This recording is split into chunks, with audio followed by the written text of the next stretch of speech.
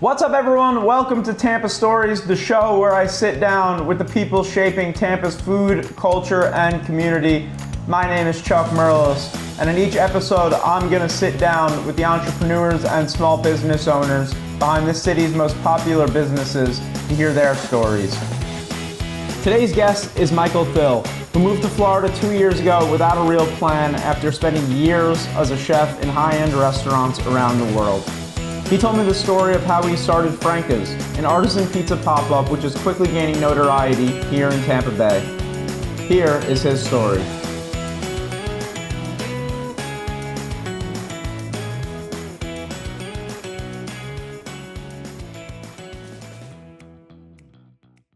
All right, well, thank you for doing this. For sure.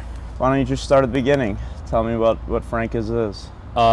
Yeah, it's pronounced Franca's technically, but everyone has their little personal preference on that. But yeah, I moved here in January 24. I'm from Buffalo, New York, born and raised, and I just pretty much had enough of the winters there and stuff like that. So yeah, I moved down here without like a real game plan. I like to say my resume is kind of like extensive and looks really good, but yeah, it's kind of hard to get a job down here. So we just like freeballed it and bought a house in South St. Pete. And the only places that accepted my resume really and that I ended up staging at was Bandit and Roca in Tampa, just as like a little introductory job at least, right? So worked at Roca for about 6 months and got kind of sick of that real quick. I'm freaking career chef and wasn't really in the mood for being a line cook again necessarily. So, but when we moved down here, I had already had a plan kind of. I like saw a lot of potential here with there's some local urban organic farms. People seem pretty hungry for like cool stuff here. And yeah, so we just kind of conceptualized it like on the fly basically. And a friend recommended Breadstone ovens to me out of Texas. So I ordered the oven and bought a canopy and fired it up. So yeah, but before that, yeah, so I was a chef in Buffalo. Started doing like farm to table food when I was around 23 and had basically just been working in restaurants since I was like 16 and read the Anthony Bourdain book. Kitchen Confidential. Exactly. Yeah. So after that, I was pretty much hooked and, you know, did the party thing for a while too, and that wasn't very fulfilling. But yeah, I was in a pretty comfortable restaurant group, really nice food, farm to table stuff. It was great, whatever. And there was like a fatal blizzard my last year in Buffalo, and just another Tuesday. Yeah, exactly. So all right, this actually does suck. So yeah, I was feeling a little complacent there, and then I ended up leaving the one restaurant, the Grange. And I went to Nepal for a while, which was like a big deal in my life because I was always interested in yoga and meditation and stuff like that. The whole like Ram Dass trip. So while I was in Nepal, I had never really been to Florida to like hang out. And my mom has like a trailer in Bradenton. And everyone would go there except for me because I was living my toxic chef life, you know, and just like, I'm like, I'll just keep doing this, you know, working 60 hours a week. It's really like a scene from The Bear. Yeah. So like, yeah, I did leave my one job to go to Nepal, and I was on a yoga ashram for like 2 months. And there I was really doing a lot of thinking and kind of like, you know, we were doing some meditation too. But I was like, it would be pretty sick if I moved to Florida and did something really creative and express myself that way. So sure enough, I did end up visiting Bradenton, which is like, you know, whatever, it's Bradenton, it's kind of cool, whatever. Yeah. But I set foot in St. Pete and I'm like, wow, this is pretty tight. Like, I really like the vibe here. And we visited like 4 more times. And then I just convinced everyone to move down here. So, and, but yeah, when I was in Nepal, I was like, man, I really want to do some like vegan stuff, you know, like vegan vegetarian. I love that. I'm like pretty vegetable forward chef naturally, you know? And, did a little research, lots of vegans around here, and I was thinking about doing. Is that like a real thing that you can research? I just Google it, you know. You pretty much look up anything now. Yeah, you can look up anything. So, like that would be pretty tight. And then, so originally we were thinking about doing like full vegan, like pizzas and stuff like that, because I know how to make like pretty sick vegan stuff. And then my friend sent me another podcast of really cool pizza maker in LA, Hot Tongue.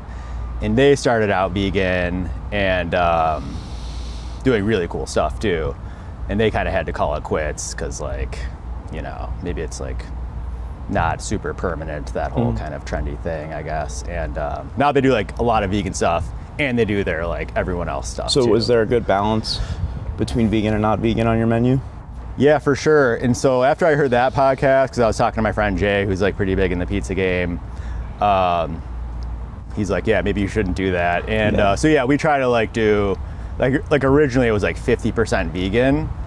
And you know, originally we were doing pop-ups at Beach Kombucha every day because no one knew who we were, and it was cool. And there's like quite a bit of a vegan following there. And so like, thankfully I've noticed, you know, a lot of the time there's not a high demand for vegan stuff. So we do have like, we offer quite a bit of like, you know, cheese and meat options, obviously. Are you a vegan yourself? No, I ate vegan for a while, and I'm more like vegan vegetarian. And as of lately, sometimes I'll be pescatarian if I feel like it. You know, so I kind of don't fall in any category specifically. It's really fluid. Yeah, exactly. But I eat mainly vegan and vegetarian at home. I just love like vegetables and things from the earth, I guess, you know, so.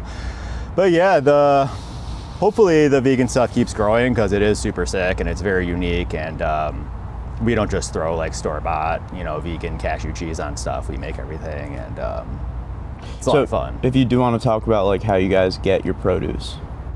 Right now, yeah. So I am definitely consider myself to be a farm table chef, and I already have relationships with pretty much all the organic farmers around here, like Greens and Things Farm. We're pretty tight. Life Farms in Clearwater, we have a good relationship, and then obviously we work on an organic farm, and so as much as possible, you know, I go to the farmers market and stuff, hit up Little Pond and Worden as well. They're great, bigger organic farms, not like super local, but still within the area, and they have excellent stuff. And yeah, usually, like when we're conceptualizing our menu items, even if it's just a pizza, we're looking at like what's in season first. So like this is a tough time of year for me because I'm the type of person that'll just order a bunch of stuff that's in season and then make the menu from there. But like, yeah, in the hot season, it gets a little frustrating, but it's like the winters up north, you know, you just kind of make do with what you got, and occasionally there's something cool, you know, for a few months out of the year you can use. And we just typically I mean, in the past year at least, don't do as many like vegetable dishes because it's like not as fulfilling or inspiring as getting it straight from the farmer who you know. Yeah. So what's on your menu right now? Right now, you know, we got the staples. I think one of the best things on our menu is our focaccias. We do like pretty creative focaccias, and we top them. And we're slowly starting to introduce like, well, we're going to at least, hypothetically, full-size Sicilian square pizzas. Okay. And I have like kind of a tiny little wood fire oven, but I tested one out the other day and it was pretty sick. And so I want to be able to have like, you know, you come to Franca's, you get the 12-inch sourdough Neapolitan style, or you get like the full pan pizzas too. But we're pretty small, so we'll probably just do that as like a little introductory thing, just in case we open a brick and mortar later. You can get the squares and the round pizzas, but yeah. And since like I do have such a small oven and it's like we're a pop-up, you know, we started doing the focaccia slices, which are basically thick, crispy, sourdough Sicilian squares. So that kind of like satiates the sliced people. And you can also get pretty fancy with it and do like a little bit higher end like focaccia squares or you know, Sicilian style slices like that. So yeah, I know when I came out, you guys were doing like a collaboration with like a burrito pop-up or truck that was also is that a Golden Isle? Yeah, I think so. Yeah. Is that something you guys do a lot? Use like collabs? We want to. Birria Bros, we're tight with them, and then Taco Wizard. It was Birria Bros. Birria Bros, it's my friend Chef Mo's spot. He just does birria basically predominantly, and then he does some like tacos and stuff like that too, and some other different menu items. But yeah, obviously focus on birria. And the only other like cool chef collabs we've done is Taco Wizard, and he's gonna take over at Spitz Wine Bar when they open up. So he's kind of taking a little break from that. But we're definitely interested in doing like, you know, different chef collaborations, and that culture here seems to be a little bit few and far between and not super accessible as much, and like kind of seems like people do their own thing for the most part. But we're definitely looking to introduce some new collaborations in the near future and do some cool stuff.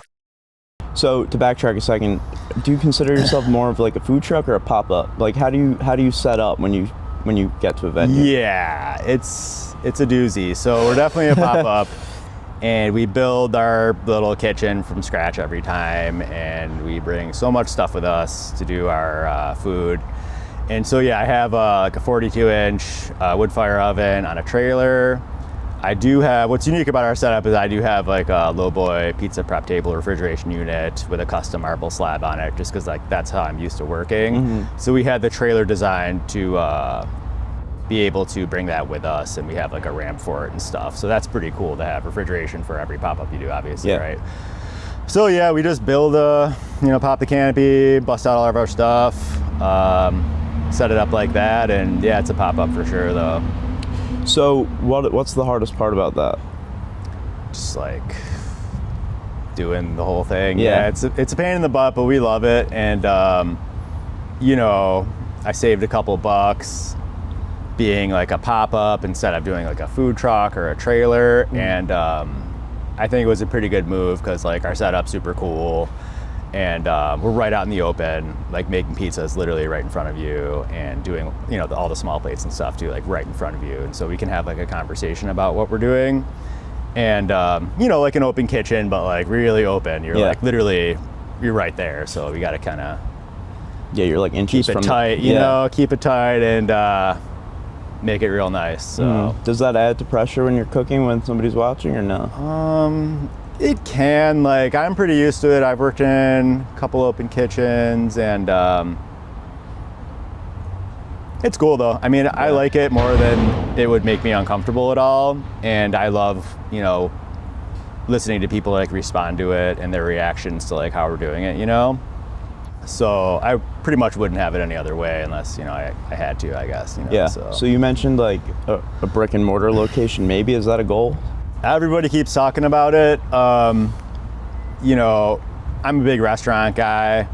I love restaurants, always have. I love like a cool space where you get to enjoy awesome stuff and the chefs like expressing themselves creatively, and you get to enjoy it and feel healthy after. I love that whole thing. So, I spent a little bit of time in Paris, and I staged there too at like a Michelin star whatever, Parisian restaurant, and that was tight. But the best part was just going to like really cool restaurants and getting to meet the chefs too and seeing like what their whole vision is.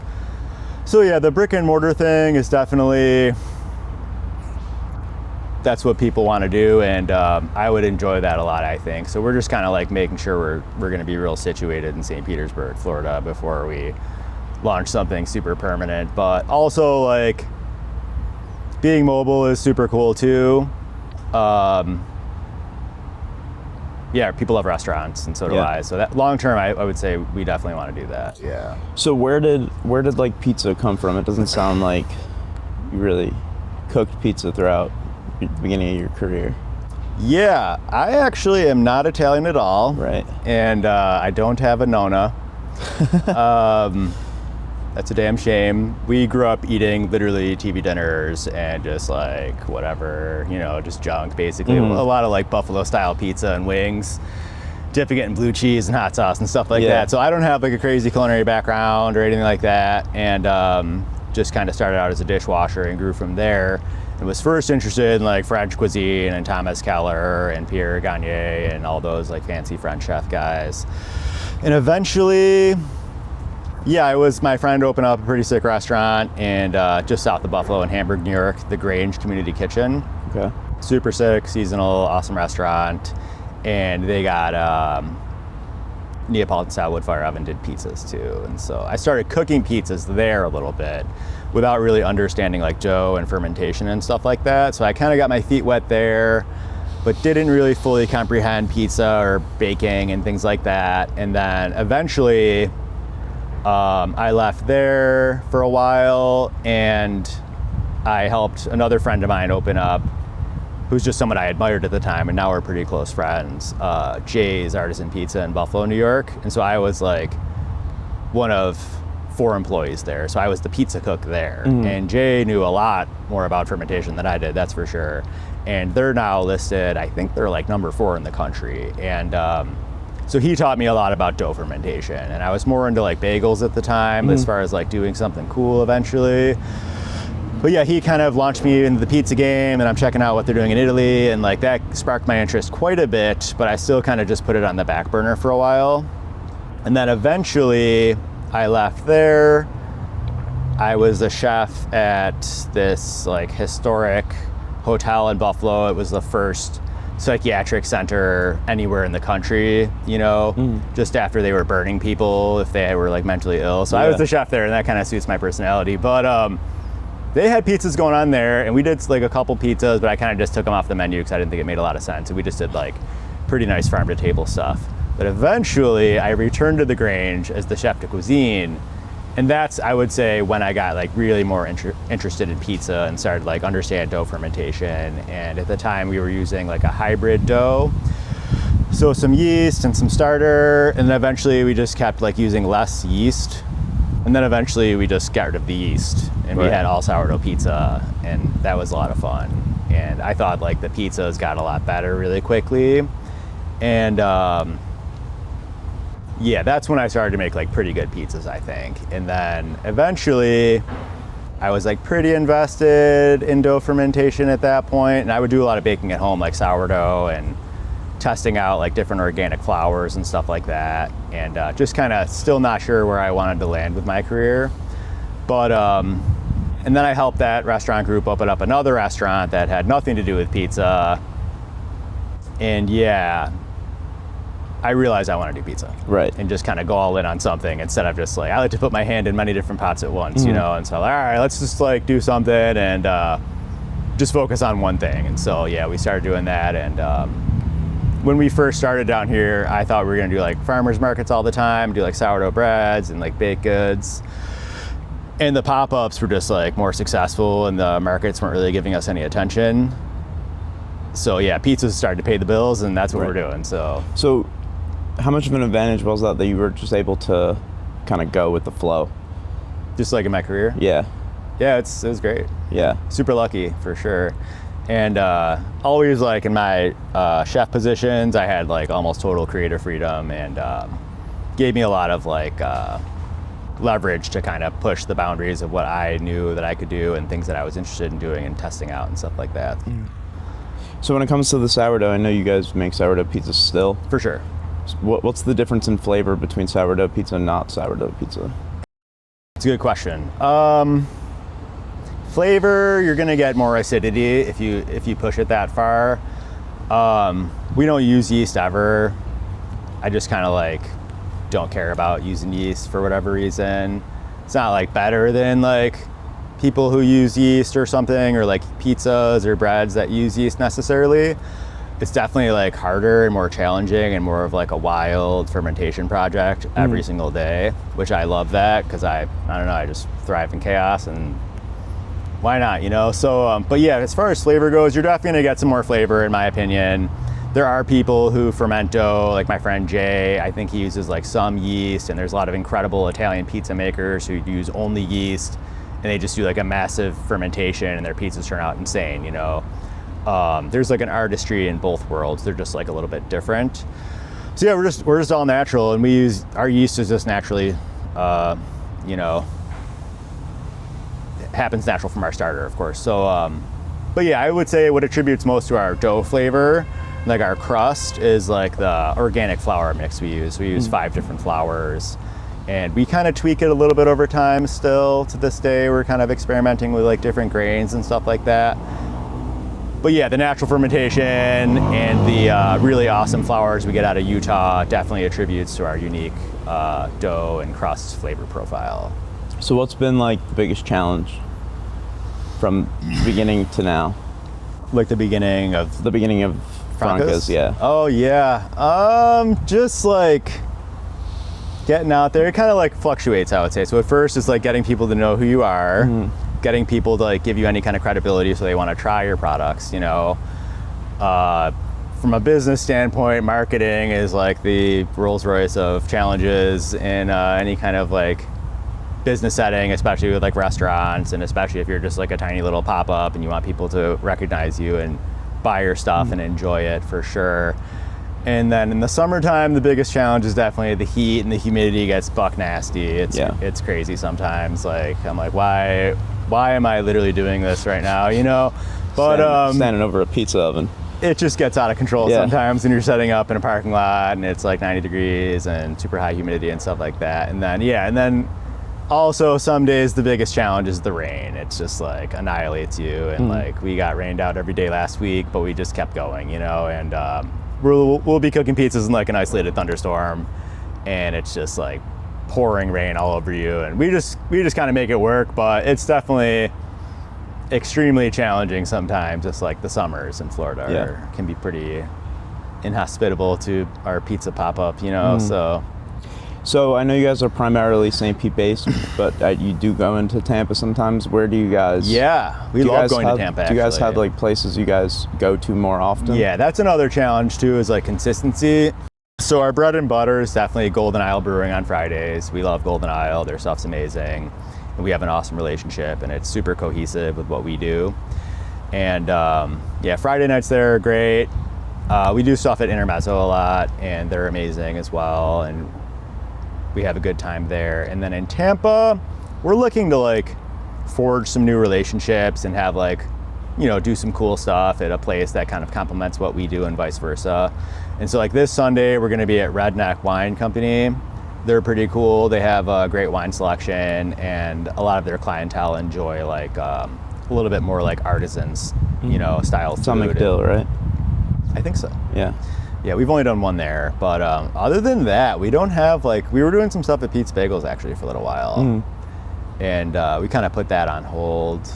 Yeah, nothing. We want to be in Tampa like once a week for sure, but it's just kind of tough to, especially with our dynamic as a pop-up, it's tough to get like consistent events all the time, which is, that would be another challenge to throw into that list as well. It's like consistency.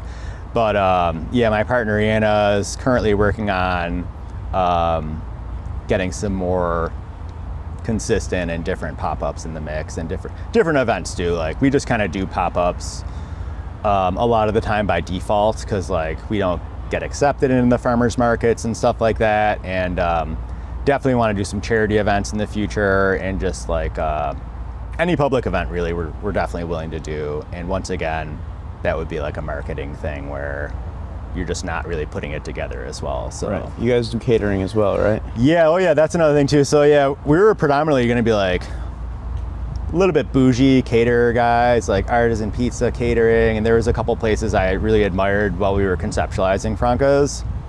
One would be Lucky Nick's in LA. They're super sick. We kind of mirror what they do in certain ways, whereas they are like higher end pizza catering, but they do super sick pop-ups too.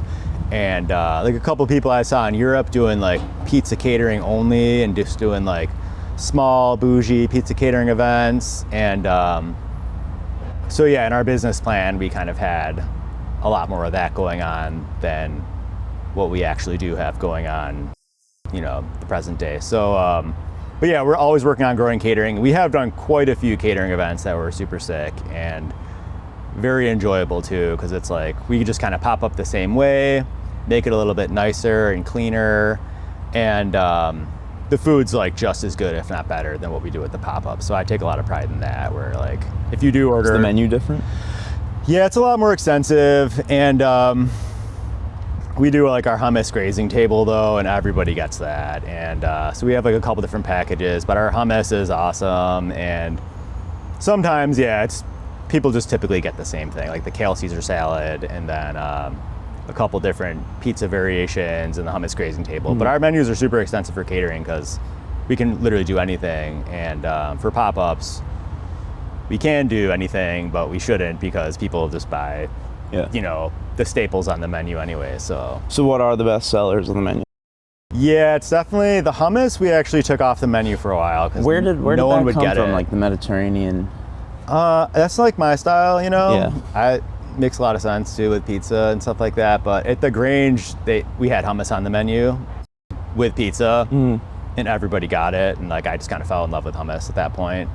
And so we just like tried it out one day, and people loved it, but it wasn't like selling consistently. And we were just like slow anyway, because we started like in late July last year. So every event was really slow anyway. So yeah, we took it off the menu and reintroduced it and kind of like tried to get people fired up about it. But now, yeah, hummus for sure. Everyone wants the hummus. And our top seller is the Americano with the cup and char pepperoni and the margarita, you know. So, but lately people are messing with the Sicilian style square slices a lot, which I love. So what would be like the selling point, like the 1 or 2 line pitch that you give to somebody why they should try your pizza? Yeah, we do it all the time. So it's organic, naturally leavened pizza, super unique. We use like a lot of seasonal local stuff, but then we also use some like authentic ingredients from Italy as well. So it's like a nice little balance. And I think it's unique because like all organic grains from Utah, hard cheeses from Italy. We use mozzarella di bufala from Colombia, all grass-fed and pasture-raised. There's no lactose in it for whatever reason, so it's super light. So yeah, basically, that's kind of our pitch usually. Organic sourdough, healthy-ish pizzas, you know? Yeah. So where are you guys gonna be in the next like couple weeks? We are doing Intermezzo tomorrow on Thursday. We're doing Golden Isle Friday, Redneck Wine Company on Sunday in Tampa. And then I don't even know where we are next week, but I think we're doing something cool at Woven Waters Brewing in Tampa. So that's like one we locked in. You guys posted all to your recently. Instagram?